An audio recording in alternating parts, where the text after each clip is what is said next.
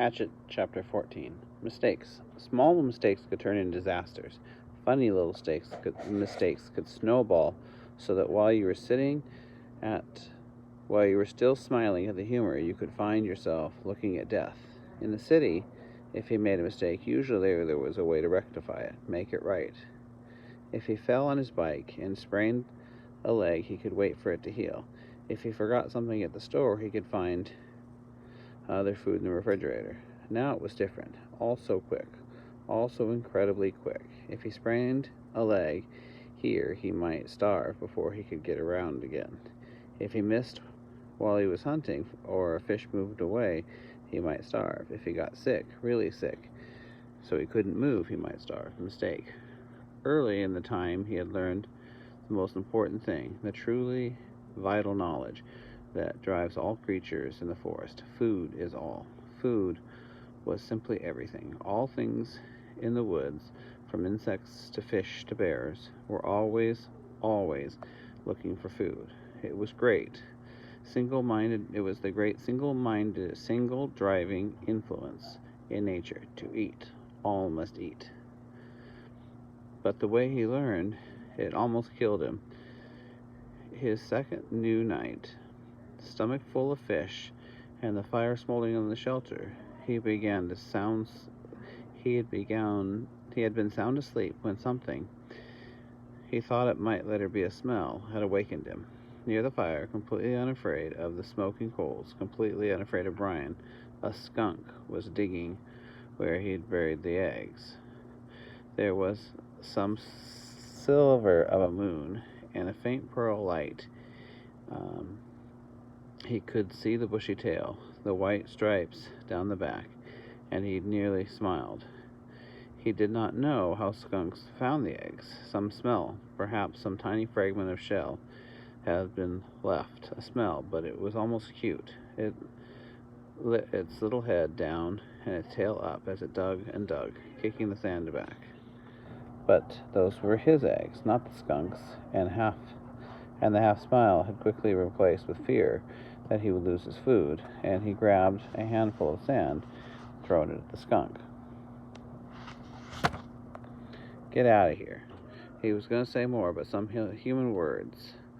But in less than half a second, the skunk had snapped. Its rear end curved over its tail and sprayed Brian with a direct shot aimed at his head from less than 4 feet away. In the tiny confines of the shelter, the effect was devastating. The thick, sulphurous, rotten odor filled the room, heavy, ugly, and stinking.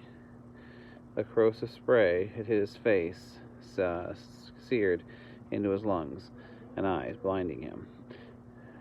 He screamed and threw himself sideways, taking the entire wall of the shelter, screamed and clawed out of the shelter, and fell to the shore of the lake, stumbling and tripping. He scrambled into the water and slammed his head back and forth, trying to wash his eyes, slapping at the water to clear his eyes. 100 funny cartoons he had seen about skunks, cute cartoons about the smell of skunks, cartoons to laugh at, to joke about.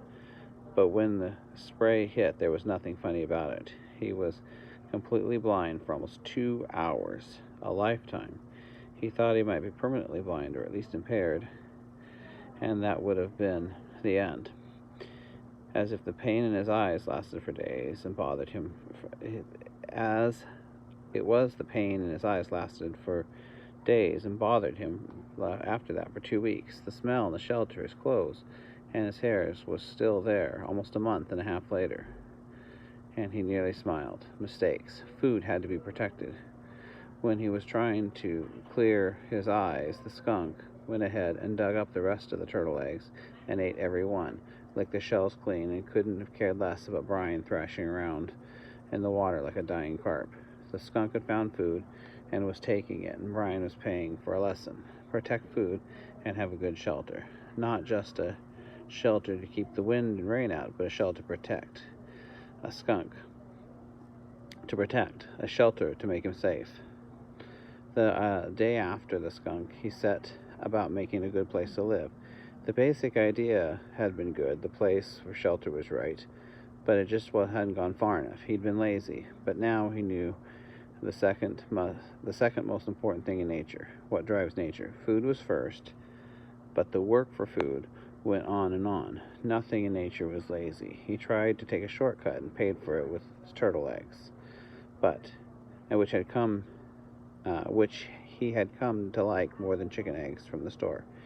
They were fuller somehow, and more depth to them. He set about improving his shelter and tearing it down. From dead pines up the hill, he brought down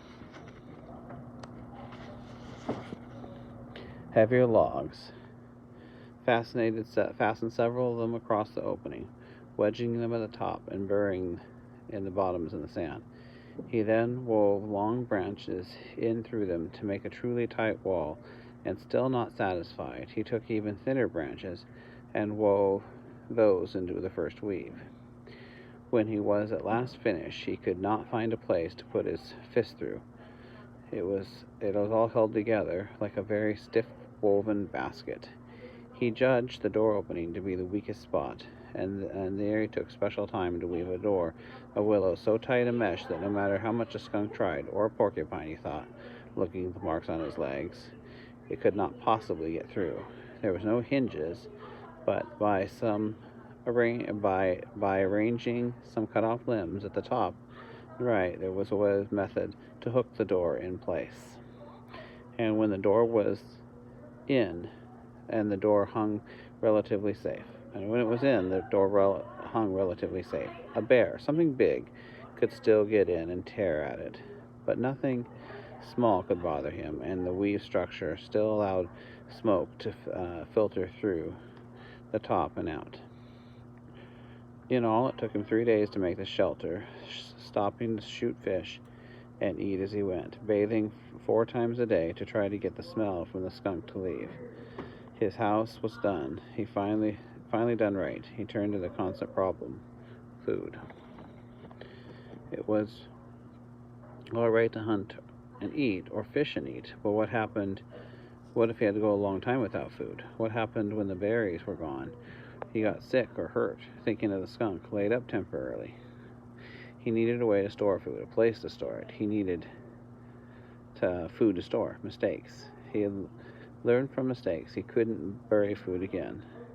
Couldn't leave it in the shelter because something like a bear could get right at it, or get at it right away. It had to be high, something high and safe. Above the door in the shelter, the rock face, about 10 feet, was a small ledge that could make a natural storage place, unreachable to animals, except it was unreachable to him as well. A ladder, of course. He needed a ladder, but there was no way to fashion one, nothing to hold the steps on.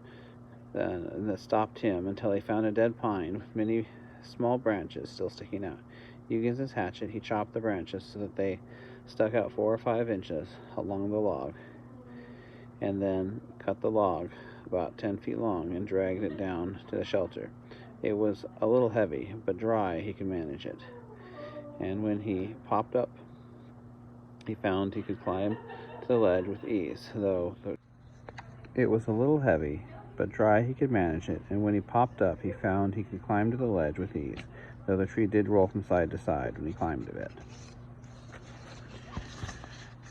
His food shelf, he thought of it, had been covered with bird manure, and he carefully scraped it clean with sticks. He had never seen birds there, but that was probably because the smoke from his fire went right up across it, and they didn't like the smell. Still, he had learned, and he took time to weave a snug door for the opening with small willows, cutting it so jammed in tightly. And when he finished, the stock stood back and looked at the rock face, the shelter now, the food shelf above, and allowed a small bit of pride to come. Not bad, he thought. Not bad for somebody who used to had trouble greasing the bearings of a bicycle. Not bad at all. Mistakes. He had made a good shelter in the food shelf, but he had no food except fish, and the last of the berries. And the fish, was as good as it tasted then, was not something he could store. His mother had left some salmon out by mistake one time on an overnight trip to Cape Hesper to visit relatives, and they got back, and the smell filled the whole house. There was no way to store fish. At least he thought there was no way to store them dead. As he looked at the weave and the structure, a thought came to him and he moved down to the water. He had been putting the waste from the fish back in the water and the food attracting hundreds of new ones. I wonder. They seemed to come easily to the food, at least the small ones. He had no trouble now shooting them, and even speared one with his old fish spear now that he knew to aim low. He could dangle something in his fingers and they would come right up, and it might be possibly thought to just be possible to trap them in some kind of pond. To his right, at the base of the rock, there were piles of small rocks that had fallen from the main chunk, splinters and hunks, from the double fist size to some as large as his head. He spent the afternoon carrying rocks to the bench and making what amounted to a large pen for holding live fish. 2 rock arms that stuck out 15 feet into the lake and curved at the end. When the arms came together, he left an opening about 2 feet across. They sat on the shore and waited. When the fish started dropping the rocks, when he had first started dropping the rocks, all the fish had darted away. But his fish trash pile of bones and skins and guts was in the pond area, and the prospect of food brought them back. Soon, in under an hour, there were 30 or 40 small fish in the enclosure. Brian made a gate by weaving small willows together into fine mesh and closed them in. "Fresh fish," he yelled. "I have fresh fish for sale." Storing live fish to eat later had been a major breakthrough, he thought. It wasn't just keeping from starving, it was trying to think ahead. Of course, he didn't know how sick he would get of fish.